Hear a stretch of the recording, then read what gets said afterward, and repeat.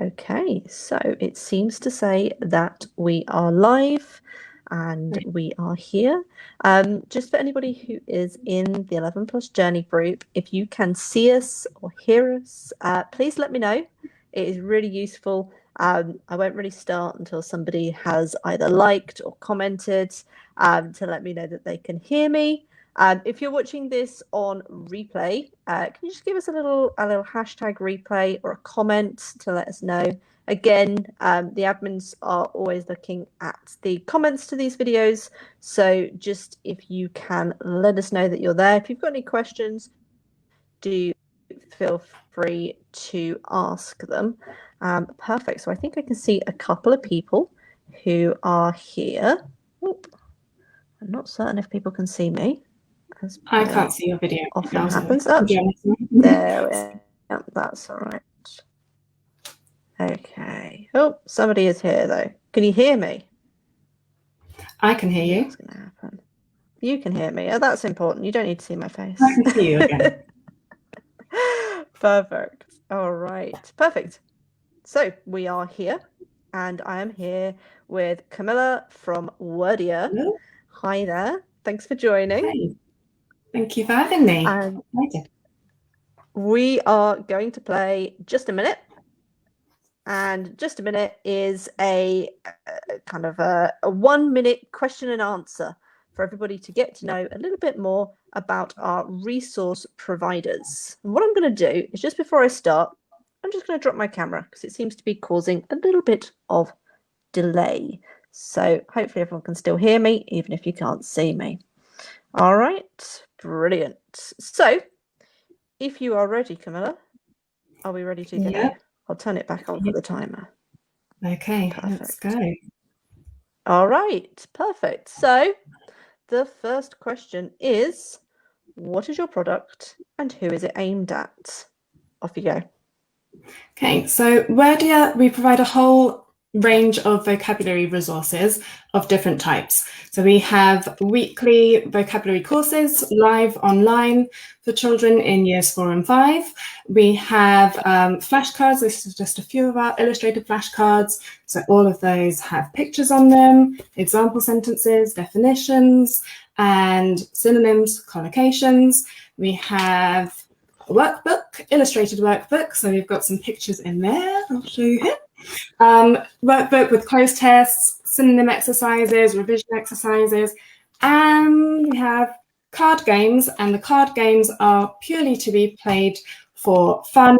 They're not for revision purposes and sitting down and learning them. However, when you play them several times, then you automatically learn the words, you learn the synonyms, and it's all absorbed.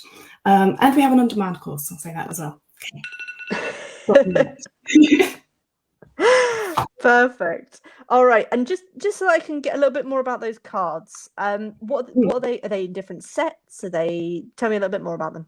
Yeah, so the cards, we have one set out at the moment, which is 75 cards, all of them illustrated. They're aimed primarily at year 5. I know a lot of the year 4s have them, and some of our year 5 pupils, their year 3 siblings, have been having a look just because they're bright and colourful and attractive. And I have just finished yesterday the next deck of cards. So we're checking that at the moment, and that's going to come out in digital form, hopefully by the end of this week. And then we'll bring it out in hard copy soon as well. The existing flashcards also come in digital form with the purchase. So you can practice online with games, and you can do them with the physical product. Brilliant. All right, on to our second question. Okay. What problem do your resources solve? What is unique about them? Okay, so firstly, what I think is unique is that they're written by a tutor. So I have been tutoring for going on for 15 years now. I was a grammar school student myself as well. I've been tutoring for the 11 plus. And so not only have I taken commonly used words in the English language and looked at official lists for that. But I've combined that with my experience in teaching vocabulary for years with the students. So when we've done comprehension passages in the last few years, I'm making little notes about the words that come up all the time that I'm always having to explain to the pupils. So the words in these packs are really high frequency words that I know will help with comprehension passages, and they help with the new comprehension passages that we do with the children. What's also unique is that they are very, very much research-based. So we use images because that helps with memory, etymology. I'm nearly running out. I'm going to go over a little bit, I think. So etymology, teaching children about how the words are formed, because that helps them to decode new words, and that's in the research about vocab and how to teach vocabulary effectively. There's repetition in there, which is really important, and the resources, even the paper resources, are made to be interactive in some way, because that really, really helps with retention as well. All right. Straight on to the next one then. How does it help children, tutors, parents? You can pick one of those, you can pick all of those, but you've got a minute to do it in. Okay, so most of our resources are made for use at home. So the live classes, I know not only do they really help children in terms of making vocabulary fun, the children look forward to the classes, they ask their parents to rebook. So that keeps them engaged, which is great, and keeps them learning lots. For parents, especially parents that aren't so confident with their English, maybe they speak English as a second language, it really takes that burden of vocab learning off them, and they know that they've got an expert running through it, revising and doing that with their child. If you're looking at the resources like the flashcards and the books, then that also makes it easier for parents. You're not having to find a word list from somewhere and then make the flashcards at home and do all of that sort of thing. It just makes it easy. You can go through from beginning to end, and you know that you've got things covered. The other way that it helps children is that it not only helps with vocab questions and verbal reasoning, but learning vocabulary also helps with comprehension. Perfect. All right, that's what we say in the well words. It's many different avenues. Yes, it has such a knock-on effect. That's why I love doing vocab, because it helps with so many bits and bobs. So that kind of goes into this one. So your resources, your vocab cards and books, are they 11 plus specific, or do they cover a broader area? Mm-hmm. Okay, so they've been made with 11 plus children in mind. Some of the resources have 11 plus on them. So they are made with year 5s in mind, and year 4s of the time as well. But like we said, learning vocabulary helps so much with comprehension. Like, it doesn't matter if the children are doing an 11 plus exam, it's always beneficial to learn vocabulary. So I have children in years 8 and 9 that often don't know the words that are in the Wordier materials. So I will use those resources with secondary school children as well. The words come up in the comprehension passages that they're doing. So although it's made with the 11 plus in mind, I think it definitely can cover a broader age range and other subjects as well. Perfect. All right. Miranda. So what other resources would you recommend? Obviously, it's there's a list, but let us know what ones. Yeah, what ones would you use? Yeah. So AE Tuition, they bought out a company called IPS Publishing a little while ago, who did some really good reasoning books, practice papers, verbal and non-verbal reasoning. So I really like their papers. They're a little bit different to what you find generally on the market. And then the other thing that I thought parents may not know about, and even tutors, is we really like fraction circles. I should have got these out beforehand. But we use these foam fraction circles, and they're split into like halves, quarters, eighths, and everything. And even for year 5 students, even sometimes with the secondary school students, I will get the fraction circles out to help them to visualize a word problem and to teach the basics of fractions. So that's one resource that I think is really nice and unique. And if anyone has younger children, we really like Numicon, which is physical number resources as well. Perfect. Yeah, those fraction circles. I think I used something like that in school. I know that lots of people use that kind of thing in school, or Lego kind of versions as well? We've got questionnaires. We like the circle versions rather than the longer ones for visualization purposes, because you can see how big or small it is. But once we got them, we don't know how we live without them. So they're nice resource for home. The kids ask for them for Christmas once they've seen them in class. So you can pass it off as a very generous gift. Perfect. All right. Your top tips. So it could be year 4, 5, 6. It could be year 6. They're coming up to kind of exams. But what are your top tips for parents who are preparing? Yeah. So for younger children, start early, little and often. That will definitely ease the pressure along the line.